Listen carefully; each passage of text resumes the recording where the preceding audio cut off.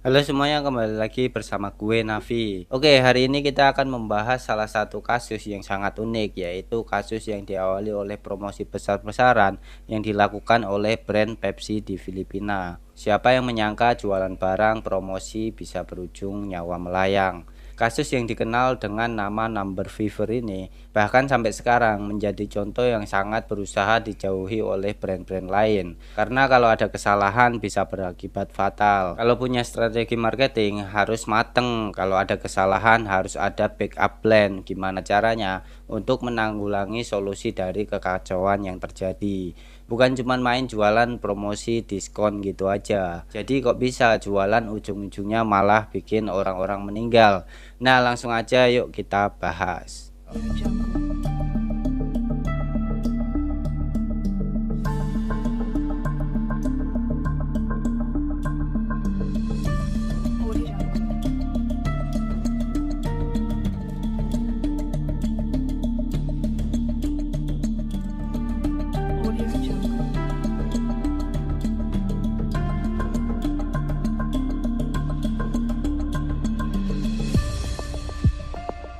Ceritanya di awal tahun 1992, Pepsi lagi bersaing hangat-hangatnya dengan Coca-Cola.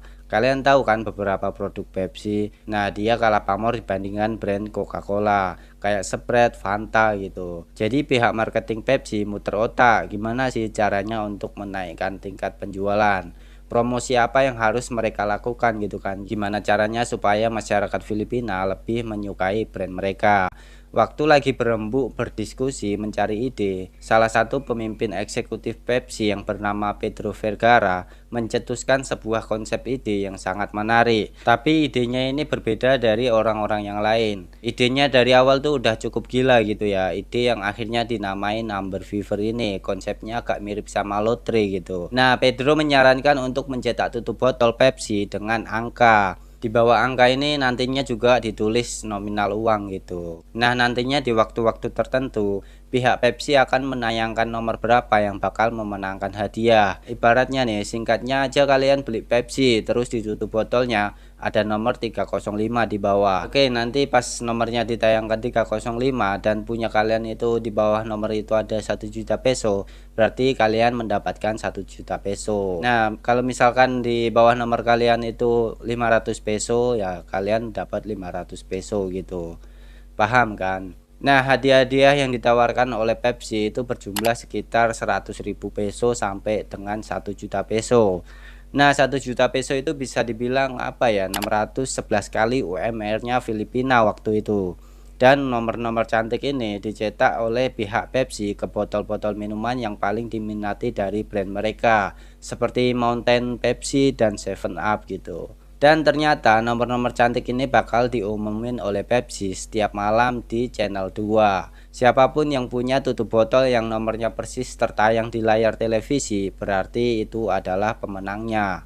Simple, mudah, dan sangat menarik. Nah, untuk menyukseskan promosi acara number fever ini, Pepsi bekerja sama dengan salah satu perusahaan Meksiko yang bernama DC Consultores. Kalau penyebutannya salah, gue mohon maaf ya. Perusahaan inilah yang menyebarkan berita promosi ini ke seluruh wilayah di Filipina, supaya makin banyak orang yang tahu, ikut berpartisipasi, ikut membeli, memborong botol dengan harapan mereka yang bakal memenangkan acara lotre number fever ini. Nah, ternyata cara atau teknik pemasaran yang dilakukan oleh DC Consultores ini berhasil menarik banyak perhatian orang. Acara yang mereka lakukan, promosi yang mereka sebarkan besar-besaran benar-benar sukses. Soalnya mereka bilang setiap orang yang beli Pepsi punya kesempatan untuk menjadi jutawan. Dan siapa sih yang nggak mau jadi jutawan gitu kan. Dan semenjak ajang promosi ini dikeluarkan, peningkatan penjualan dari Pepsi memang naik secara signifikan. Bahkan menurut Presiden Filipina waktu itu yang bernama Rodolfo Salazar, hampir setengah dari penduduk Filipina ikut berpartisipasi dalam acara number fever ini. Karena itu pada tahun 1992, promosi campaign Pepsi dinyatakan sebagai ajang promosi paling sukses di dunia. Mesin-mesin yang cuman bekerja selama 10 jam satu hari jadi bekerja selama 20 jam. meningkat 2 kali lipat dari sebelumnya gitu kan. Dan janji Pepsi yang akan memberikan hadiah untuk orang-orang yang beruntung benar-benar ditepati. Bahkan waktu itu hadiah 1 juta peso sudah dimenangkan oleh 17 pembeli. Makin banyaklah orang-orang yang berharap, siapa tahu waktu mereka haus itu adalah tanda bahwa mereka akan menjadi jutawan gitu kan. Terus kan strategi ini sangat sukses, kok bisa cara promosi ini justru menjadi yang terburuk dan membuat banyak orang meninggal. Di mana letak gilanya, di mana letak kesalahannya? Jawabannya adalah karena manusia tamak. Jadi event promosi ini harusnya berakhir pada tanggal 8 Mei 1992. Tapi berhubung promosi ini berjalan dengan sangat baik, tingkat penjualan sangat-sangat baik, orang-orang tamak di atas memutuskan untuk memperpanjang ajang promosi Number Fever ini. Acara lotre yang seharusnya cuma sebentar tapi diperpanjang dan persiapannya yang tidak matang inilah yang menyebabkan acara promosi menjadi kacau. Kalian tahu, saking orang-orang terobsesi ingin memenangkan tutup botol dengan nomor yang sama dengan yang ditayangkan di TV, manusia menjadi makhluk yang paling jahat. Contohnya ada pembantu yang rela mencuri tutup botol majikannya sendiri waktu tahu majikannya ini menang. Ada juga pegawai Pepsi yang dibunuh hanya karena pembunuhnya ini ingin mendapatkan tutup botol dengan nilai nominal hadiah tertinggi. Sisi jelek manusia mulai keluar. Tapi ini baru permulaan kekacauan yang sebenarnya baru akan terjadi. Begitu jumlah kejahatan mulai naik, seiringnya dengan promosi Pepsi yang dijalankan, kondisi negara Filipina makin tidak aman. Salah satu orang Filipina yang berharap akan menjadi jutawan selanjutnya adalah wanita bernama Merly. Di malam tanggal 25 Mei tahun 1992, Merly dan suaminya adalah salah satu dari 70% orang yang mantengin TV untuk melihat pengumuman angka lotre siapa yang menang. Siapakah pemilik tutup botol yang beruntung yang akan menjadi pemenangnya malam itu. Waktu mereka mantengin TV menunggu tiap detiknya dengan ketegangan yang luar biasa gitu ya, deg-degan gitu ya. Begitu angka dari Pepsi keluar, mereka ini langsung teriak angka 349. Nah, angka yang tertera di layar televisi persis dengan yang ada di dalam tutup botol Merly. Di bawah angka 349 milik Merly juga ada tulisan 1 juta peso. Mimpi Merly terkabul, dia yang menjadi jutawan selanjutnya.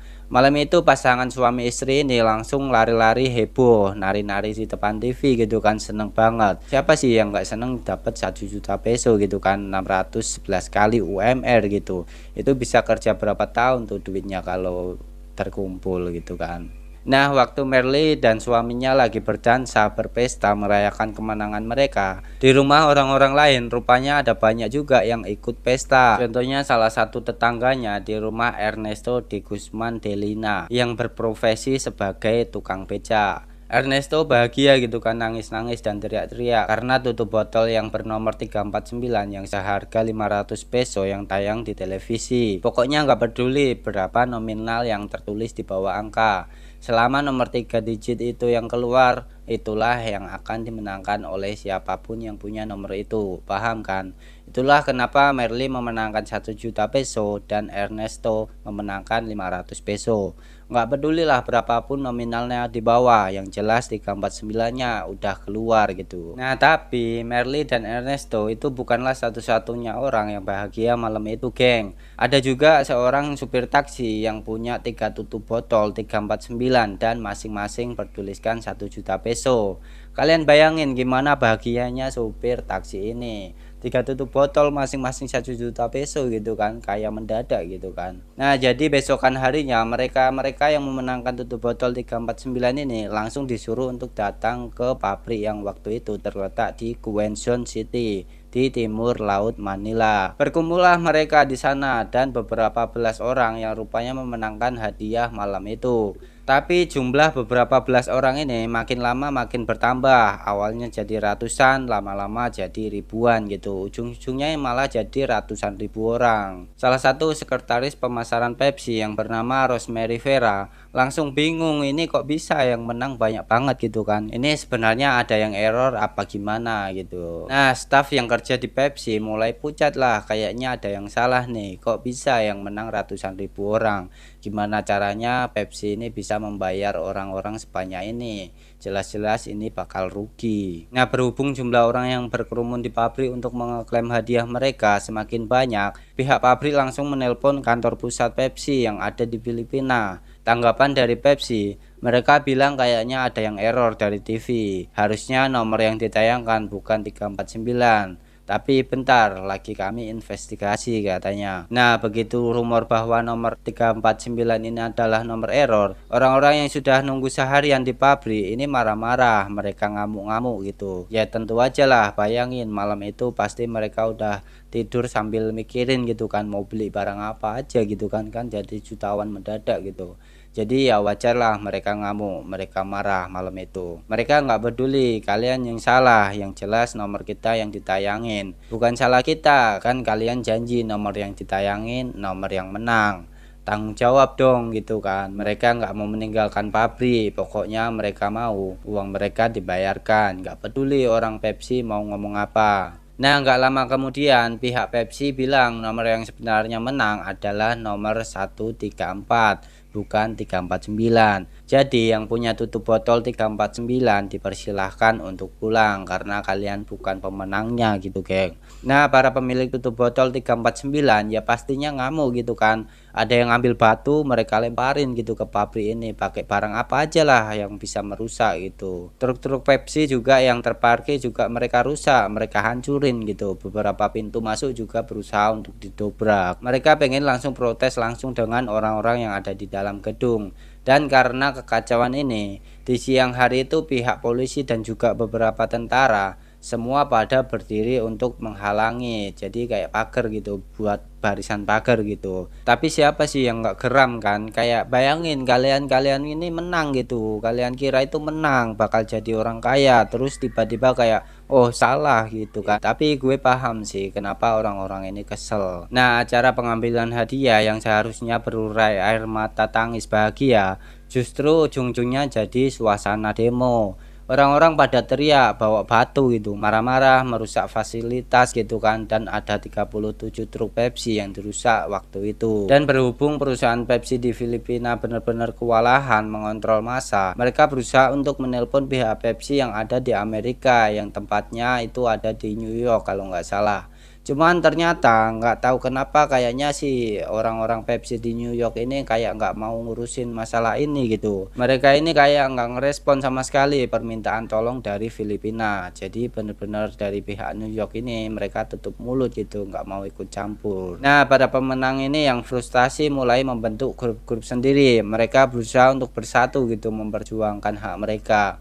Salah satu pemimpin dari grup dari para pemenang ini adalah laki-laki bernama Vicente Del Fierro. Vicente ini memutuskan untuk merekrut orang-orang yang punya uang untuk membantu mengurus masalah ini ke pengadilan. Vicente sendiri berusaha keras untuk mengusut kasus ini karena anaknya adalah pemenang. Jadi dia juga pengen anaknya bisa mendapatkan hak yang seharusnya. Vicente juga bilang dan sebenarnya dari dulu nggak suka dengan acara promosi Pepsi ini karena berarti mengajarkan anak-anak bercara berjudi gitu kan. Cuman apa ya, kayak kurang tahu gitu kan kalau di Filipina itu gimana. Tapi di beberapa negara judi adalah hal-hal yang ilegal-legal saja gitu. Cuman ya itu dia bilang bakal memperjuangkan hak-hak orang-orang. Jadi siapa yang mau menyumbang untuk membayar uang mengajukan gugatan ke pengadilan sangat dipersilahkan. Nah, perkumpulan yang diketuai oleh Vicente ini adalah perkumpulan yang benar.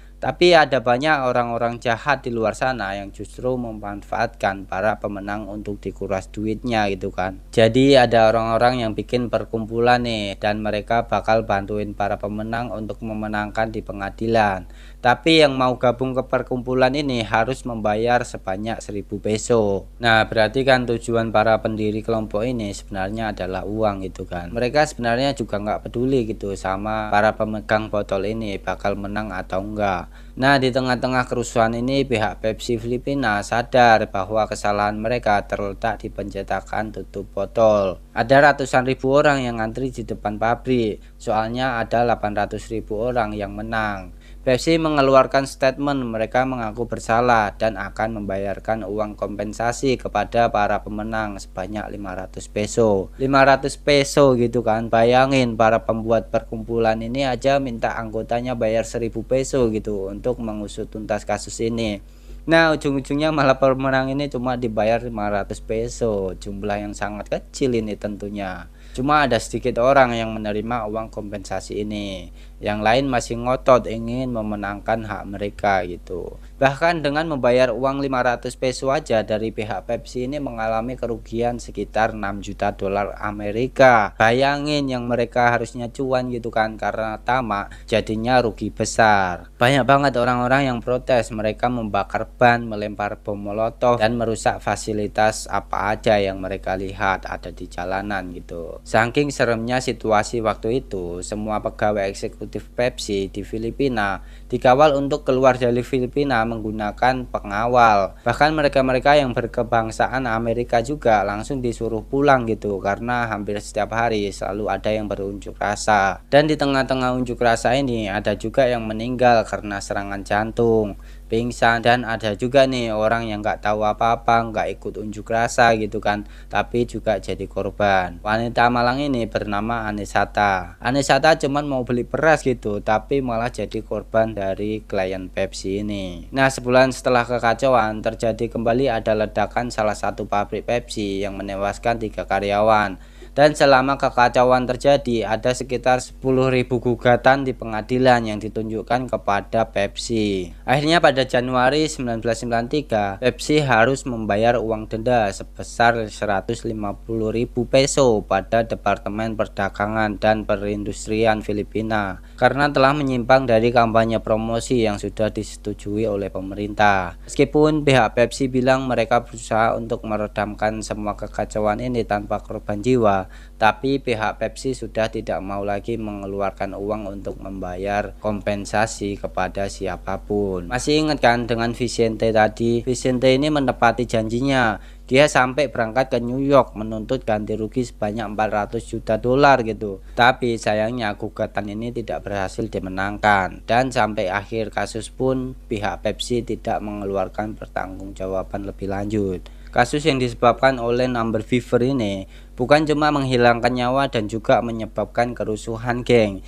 di mana mereka melakukan penolakan terhadap warga negara Amerika yang bekerja di sana. Kasus number fever ini juga menyebabkan tingkat kebencian orang Filipina terhadap warga Amerika semakin meningkat, bahkan citranya ini masih melekat di beberapa warga Filipina sampai sekarang. Dan itu dia geng, kasus-kasus yang sangat unik dan aneh di Filipina, yang mana gara-gara salah sistem gitu kan, jadi makan banyak korban. Sampai ketemu lagi di video selanjutnya.